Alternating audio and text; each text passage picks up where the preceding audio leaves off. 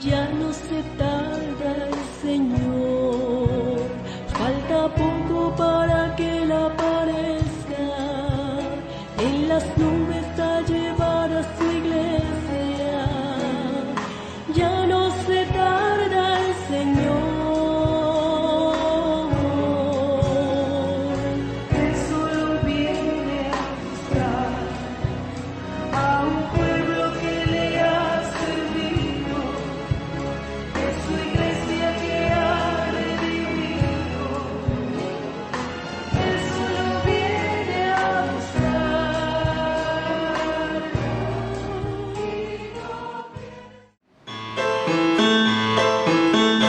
Por las calles de Palestina Cristo andaba, predicando la verdad del Evangelio. Por las calles de Palestina Cristo andaba, predicando la verdad del Evangelio. Cristo sanaba a los enfermos, daba de comer, también de beber. Cristo sanaba a los enfermos, daba de comer, también de beber. Hoy es el mismo, no ha cambiado nada. Hoy es el mismo, no ha cambiado nada. Te da a beber el agua de la vida, te da a beber de Cristo Jesús, te da a beber el agua de la vida, te da a beber de Cristo Jesús. Hoy es el mismo, no ha cambiado nada. Hoy es el mismo, no ha cambiado nada. Te da a beber el agua de la vida, te da a beber de Cristo Jesús. Dios les bendiga, mis amados hermanos. Les invito a tomar en sus manos el texto sagrado en el último libro de la Biblia, Apocalipsis, capítulo 2, versos 16 y 17. Dice así al pie de la letra: Por tanto, arrepiéntete, pues si no, vendré a ti pronto y pelearé contra ellos con la espada de mi boca. El que tiene oído, oiga lo que el Espíritu dice a las iglesias. Al que venciere, daré a comer del maná escondido y le daré una piedrecita blanca. Y en la piedrecita escrito un nombre nuevo, el cual ninguno conoce sino aquel que lo recibe. Tengamos una palabra de oración. Señor Jesucristo, maravilloso Rey de los cielos y de la tierra, eres el Dios alto y sublime, el todopoderoso Dios y la vida eterna. Gracias te damos por regalarnos este hermoso día de vida y de existencia y la oportunidad, Señor, de ser edificados por tu palabra divina.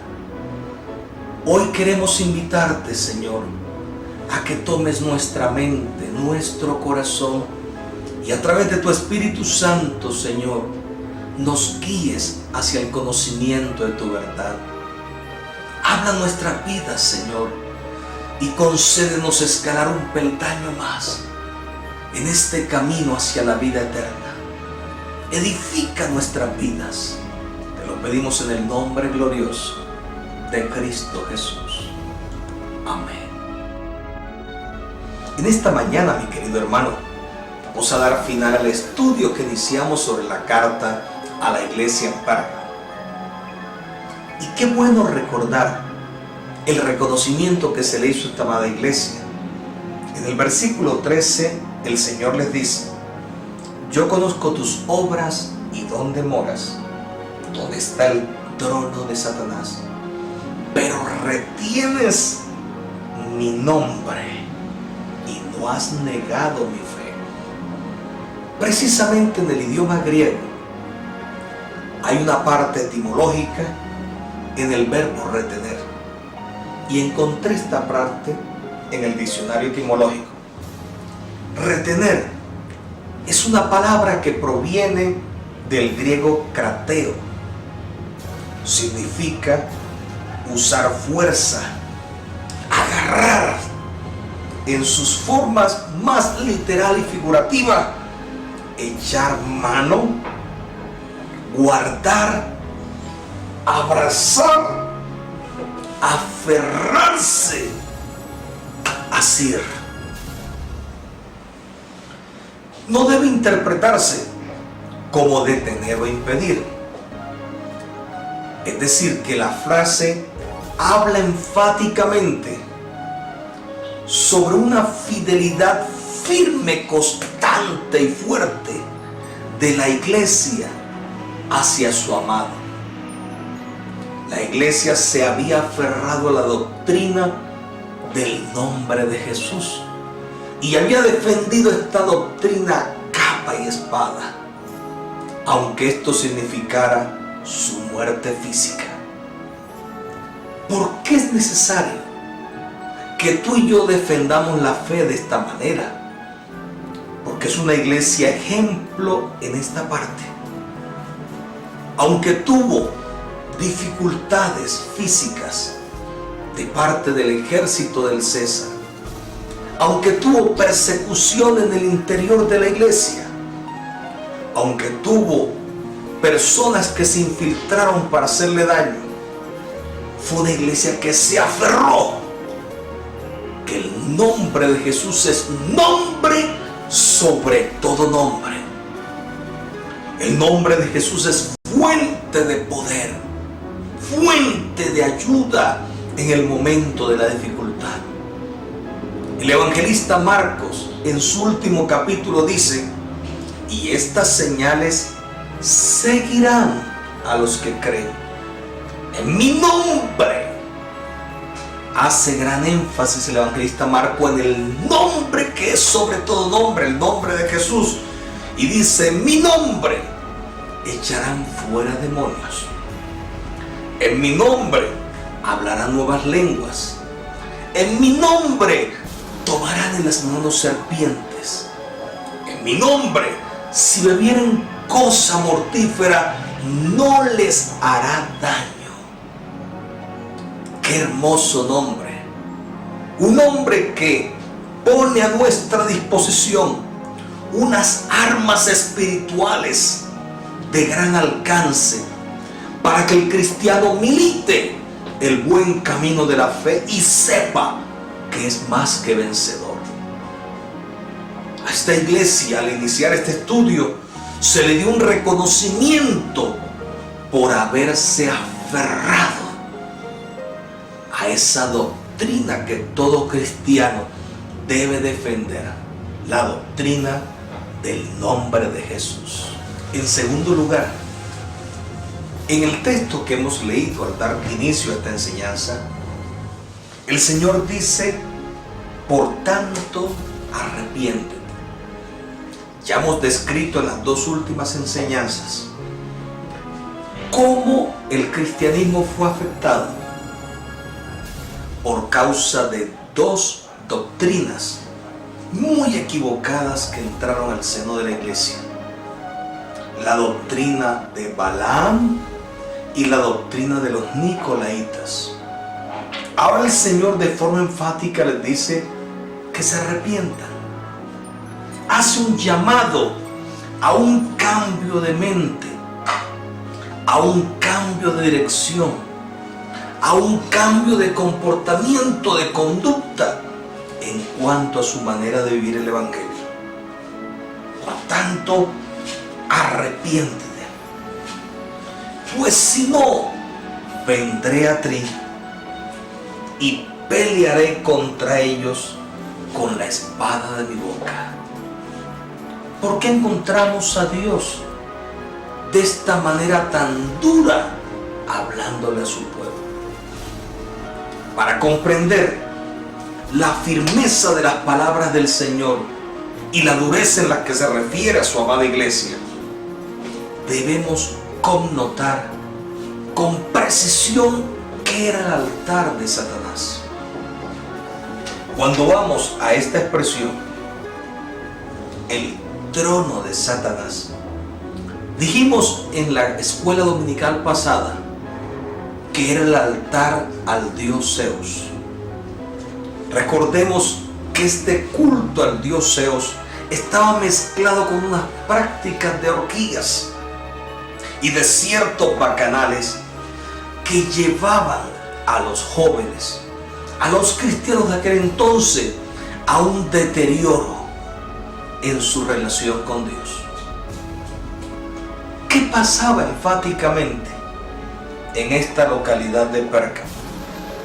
Dicen los libros de historia que los bacanales al dios Zeus tenían unas formas muy vergonzosas, y si un cristiano caía en tales prácticas, era señalado, era tipo de burla, escarnio, porque de esos bacanales se consumía cierto potaje, ciertas sustancias que elevaban la libido sexual y convertían al hombre en un animal y pervertían su conducta, su moral. El trono de Satanás, el altar de Zeus, tiene connotaciones bien graves para la iglesia. Y qué bueno entender algo: Dios no pasa por alto esos detalles. Así sea un ápice, Dios quiere que su iglesia sea limpia, pura, sin mancha, sin contaminación. Y ese lugar, que era el trono al dios Zeus, se había llenado de prácticas mundanales perversas. Había sido el espacio donde muchos habían dañado su moral, su conducta. Es más, habían pisoteado sus valores cristianos. Por eso Dios decide invitar a la iglesia a un genuino arrepentimiento. ¿Qué pasó posteriormente con este altar de Zeus? Dice que comenzó a ir de pueblo en pueblo, de ciudad en ciudad. Cuando comenzaron los pueblos a pelearse entre sí, y un pueblo robaba las reliquias del pueblo que era sometido, y tomaba sus reliquias y las llevaba ahora a su templo y a sus dioses, a tal punto que este altar de Pérgamo terminó siendo robado en cierta parte de la historia, y hoy finalmente se encuentra en el Museo de Berlín. Hay un caso curioso en la historia sobre esta situación. Se dice que un militar alemán, su nombre Adolfo Hitler, lo usó para varios discursos y ciertas ceremonias posteriores a sus arengas a los soldados alemanes. Fue el escenario donde se masacró la vida de muchos judíos y se lanzaron palabras hirientes contra los semitas y los seguidores del único Dios eterno. Así que este altar fue usado en la historia para muchas prácticas de hechicería, para muchas prácticas illuminatis.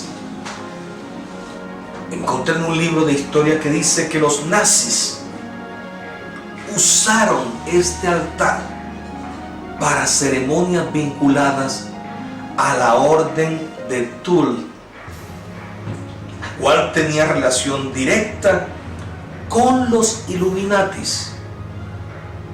Precisamente uno de sus seguidores más acérrimos, llamado Rudolf Hess, se suicidó allí en este lugar. ¿Por qué motivos? Había una posesión demoníaca, se hacían unas prácticas esotéricas unas prácticas en busca de fuerzas del mal para acabar con la vida de la famosa Iglesia del Señor y posteriormente contra el pueblo de Dios en la tierra, los israelitas. 6 millones de judíos perdieron su vida y eran masacrados en este altar. Y más tarde Hitler se propuso no solo acabar los semitas, los israelitas, sino también acabar la vida de los seguidores de Jesucristo, los cristianos. ¿Qué sucedió con el paso de los tiempos? Adolfo Hitler muere y este altar de Pérgamo comienza a pasar a otros lugares y se convierte a través de réplicas en el podio donde muchos gobernantes lanzaban sus improperios en contra del Dios del cielo y en contra de su pueblo aquí en la tierra. Así que este altar ha sido replicado, mi querido hermano, y un hombre llamado Saddam Hussein hizo una réplica muy buena a gran escala y la llevó a su tierra y se había propuesto hacer un holocausto más grande que el que hicieron los alemanes y comenzó a hacer daño a la humanidad. El 11 de septiembre, 2 torres colapsaron ante el fuerte impacto de un grupo que venía de esa tierra. Un grupo que se había propuesto arrasar de este planeta Tierra a los hijos de Dios, los israelitas. Y cuando uno mira ciertos manuscritos de Saddam Hussein, había otros procesos de esa magnitud para comenzar a acabar cristianos. Se dice en otro libro de historia que la muerte de muchos cristianos en gran parte del África, en gran parte de Europa, se debe a este movimiento que gestó este hombre llamado Saddam Hussein y dejó sus adeptos por allí dispersos, y se han decidido hoy, siglo XXI, continuar con ese plan macabro, malévolo, acabar con la iglesia del Señor y el pueblo de Israel. Todo esto quiere decir, mi querido hermano, que la iglesia sigue siendo perseguida, sigue siendo maltratada, aunque han pasado los siglos, y se requiere que haya hombres y mujeres como nuestro hermano Antipas, como cierto grupo de la iglesia en Pérgamo, que aunque vieron el asesinato, la masacre de nuestro hermano, y otros más que entregaron su vida por el Señor, dijeron: conservaremos la fe. Hoy día se requieren de esos cristianos dispuestos a enfrentar cualquier vicisitud, sabiendo que tenemos un nombre que es sobre todo nombre, el nombre de Jesús, y Él será escudo, fortaleza y ayuda para todos. Por otro lado, aparece aquí un juicio de parte de Dios: vendré pronto a ti y pelearé contra ellos con la espada de mi boca. El Señor sí conoce nuestros pensamientos. Antes que salga de nuestra boca la palabra, Él ya lo sabe todo. Por tal motivo, encontramos a un juez justo y soberano que no va a pasar por alto nada en el pensamiento y en el comportamiento de los seres humanos. Su espada, su palabra, es tan aguda que es capaz de cortar cual espada de 2 filos. Así que esta iglesia se le da a conocer el juicio divino de esta manera.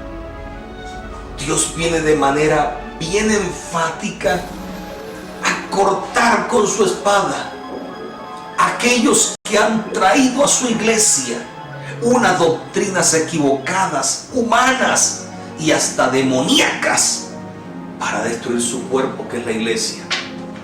Y dos, viene a tomar a aquellos cristianos que se doblegaron ante tales prácticas y perdieron de vista al único a quien tú y yo debemos mirar. El libro de Hebreos dice: puesto los ojos en Jesús, el autor y consumador de la fe. Como un grupo declinó en su mirada hacia Él y el otro grupo filtró prácticas paganas, Dios trae una espada de dos filos para hacer juicio a ambos grupos. Qué bueno es que la iglesia se prepare, porque tenemos un Dios de amor que ha prometido venir por nosotros muy pronto.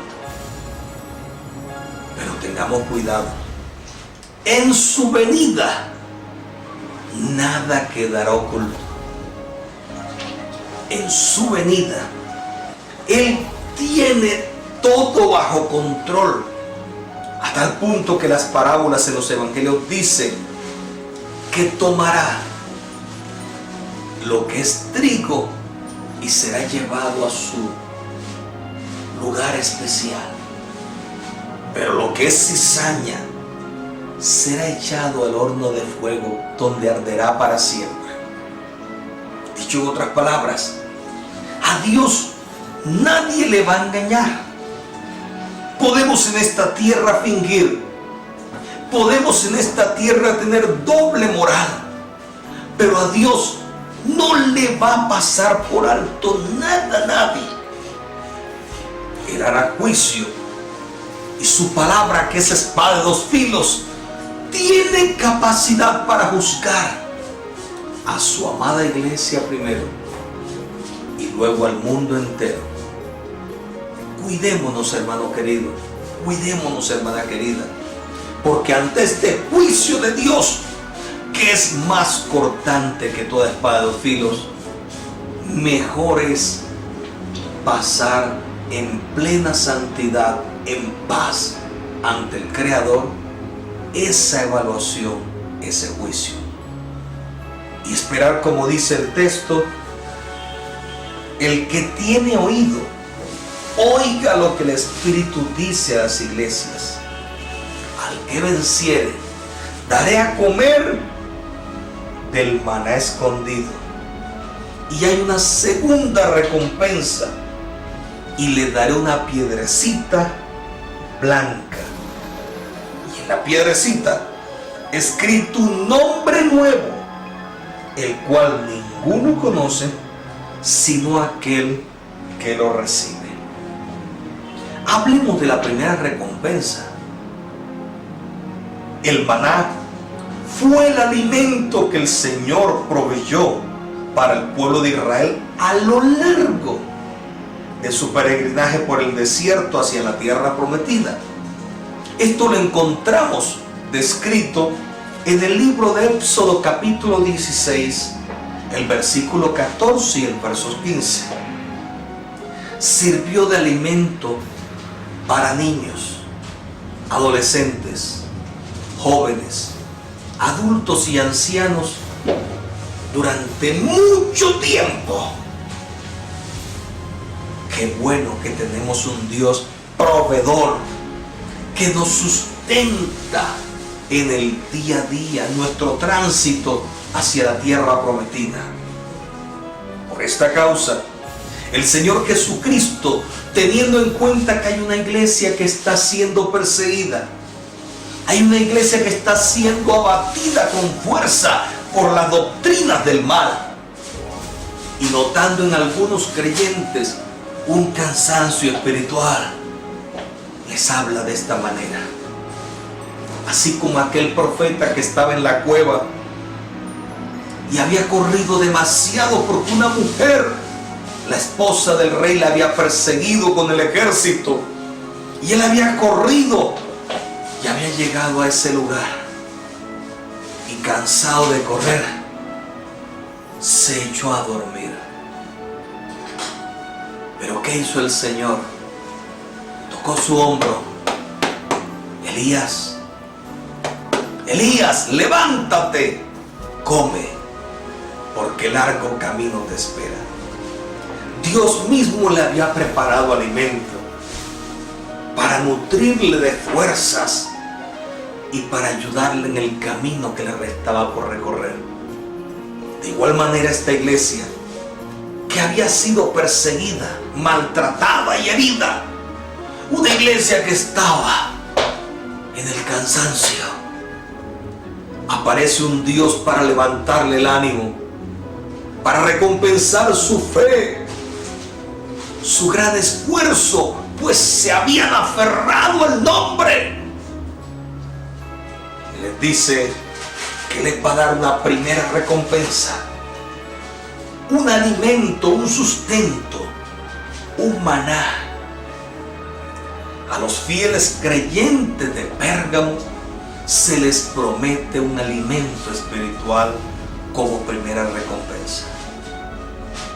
Pues en ese preciso momento ellos necesitaban encontrar fuerzas en Cristo Jesús para seguir su peregrinaje hacia la vida eterna. ¿Cómo te sientes tú, mi hermano, el día de hoy? ¿Sientes que has corrido mucho? ¿Sientes que has sido un guerrero, que has defendido la doctrina del nombre de Jesús? ¿Sientes que tu fe no ha menguado y te has mantenido fiel sin las prácticas malsanas y paganas de este mundo? Porque te animo a algo. Muy pronto el que dijo que vendrá por su iglesia nos va a recoger. Y si estás cansado hoy, Dios puede darnos fuerzas nuevas. Recuerda que a los antiguos se le dijo: Él da fuerzas al que ya no tiene ningunas. Y en el libro de los Salmos quedó escrito que Él multiplica las fuerzas como las del búfalo. Tenemos un alimento espiritual en Dios, hermanos. Por favor, disfrutemos esa presencia del Espíritu Santo. Renovemos nuestra vida del Espíritu Santo. Porque no es momento de claudicar. No. Es momento de alimentar por la palabra de Dios nuestro ser interior. Y a través del Espíritu Santo retomar fuerzas. Porque muy pronto viene Jesús por su iglesia. Por otro lado, encontramos una segunda recompensa que se le da a esta iglesia. Se le dice: y le daré una piedrecita blanca, y en la piedrecita un nombre nuevo, el cual ninguno conoce sino aquel que lo recibe. Hablemos de esta segunda recompensa. Se da una piedrecita blanca al triunfador en los Juegos Olímpicos, pues era cultura griega hacer esto. Esto llevaba en sí ciertos privilegios. Los muchachos que se esforzaban en una competencia y eran triunfadores recibían esa piedrecita blanca y se les concedía unos grandes beneficios después de la competencia. Tenemos un Dios que nos está viendo correr en ese día a día, enfrentar las vicisitudes, las tentaciones del mundo. Y cualquiera puede llegar a pensar: estoy corriendo en balde. Pero no, tranquilo, hermano. Aquí en esta tierra recibiremos 100 veces más y luego la vida eterna. Segundo, se da una piedrecita blanca como evidencia de absolución en un juicio. Esto quiere decir que si ante un tribunal romano se llevaba una persona con cierta acusación, habían dos clases de jueces: los que tenían sus piedras negras, cuyo objetivo era condenar al reo que era juzgado, y había otro tipo de funcionarios que escuchaba y tenía unas piedras blancas. Después de observar el paso del juicio, después de escuchar las pruebas a favor y en contra, había con el juez que tomar un veredicto y cada uno colocaba sus piedras. Si al contar el juez las piedras blancas superaban en número a las piedras negras, la persona que estaba siendo juzgada era dada por inocente. En caso contrario, cuando se iba a tomar el veredicto final, si eran mayores las piedras de color negro, entonces el juez dictaba sentencia de muerte sobre la persona que había sido juzgada y se le llevaba la muerte. Qué hermoso es saber que a esta iglesia en Pérgamo, cuando Cristo la juzga, ve mayor número de cosas a su favor que aquellas pocas, los llama detalles, que están en su contra. Por ese motivo el Señor del cielo le dice a los fieles de la iglesia en Pérgamo que está dispuesto a entregarles una piedra blanca. En otras palabras, los va a absolver de culpa, quedarán inocentes ante el juicio celestial. Y les agrega algo más: esa piedra no viene en sentido general para todo mundo. El texto sagrado dice: y en la piedrecita escrito un nombre nuevo, el cual ninguno conoce sino aquel que lo recibe. Muchos de nosotros hemos recibido el nombre al llegar a esta tierra por nuestros padres, porque está de moda un artista de televisión, porque alguien en la familia se destacó con honores. Entonces recibimos el nombre del miembro de la familia, el nombre del artista.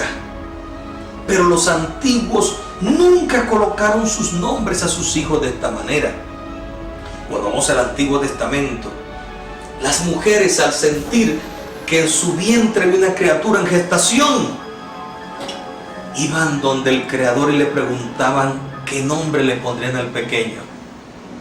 Y Dios le daba a más de una mujer que buscaba ayuda divina el nombre real de acuerdo al proyecto de Dios para esa persona. Otras, por el contrario, no hacían eso. Le colocaban el nombre de su padre, como era una costumbre.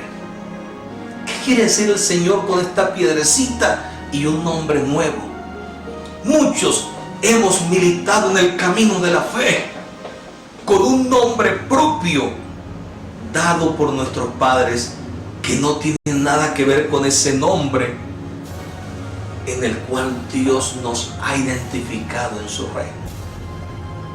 Pero ese día, cuando vayamos más allá del sol, cuando se nos dé esa piedra blanca como una condecoración de triunfo por haber obtenido la batalla y haber sido más que vencedores, algunas personas, dice el texto sagrado, que recibirán esta piedra y se van a sorprender cuando vean que en la piedra hay un nombre nuevo para ellos. Recuerda que el apóstol Pedro inicialmente no se le llamaba Pedro, su nombre era Cefas, y Cefas quiere decir testarudo, alguien cabeza hueca que mete las de caminar con frecuencia. Pero el Señor le dice: ya no serás llamado Cefas, a ti te digo que tú eres Pedro. Y sobre esa palabra que has pronunciado, que es un testimonio vivo que yo soy Jesucristo, el Mesías, el Hijo de Dios, edificaré mi iglesia. Y en ese instante Pedro fue su nuevo nombre. Algo parecido como lo que le pasó en la antigüedad a Jacob. Su nombre significaba engañador, usurpador. Y cualquiera diría, le pusieron bien el nombre porque era mentiroso, engañador. Pero recordemos que él se va al valle de Jaboc y tiene una experiencia con el mismo Dios en una teofanía. Y ese instante Dios le cambia su personalidad. Dios toca su vida de una manera gloriosa y especial, de tal manera que lo transforma. Y el hombre que salió cojeando del valle de Jaboc ya no era un engañador. El Señor le dijo, se llamará tu nombre Israel, que era el propósito divino. El día que tú y yo triunfemos, hermano, recibiremos una piedra blanca y un nombre nuevo, lo cual indica una relación perfecta y directa de Él con cada cristiano. Tranquilo, mi hermano.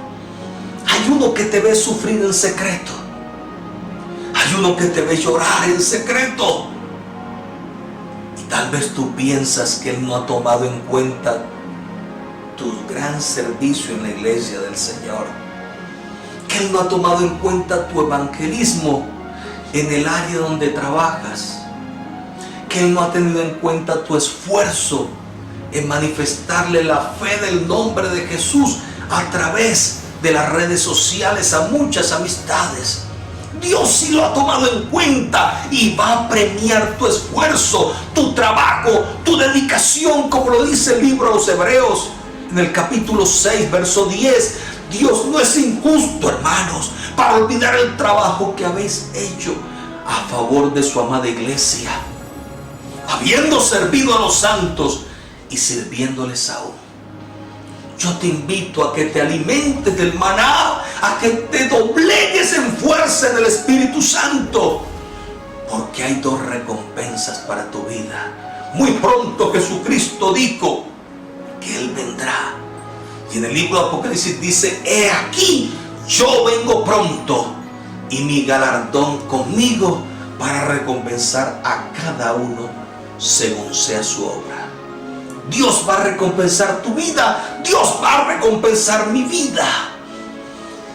Y nos va a dar un nombre muy diferente al que papá y mamá nos colocaron, de acuerdo a la cultura del momento y de acuerdo a ciertos honores obtenidos por hombres de la familia.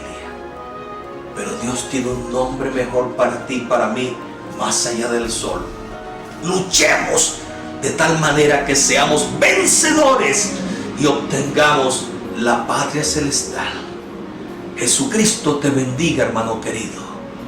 Bendiciones para tu vida. Amén.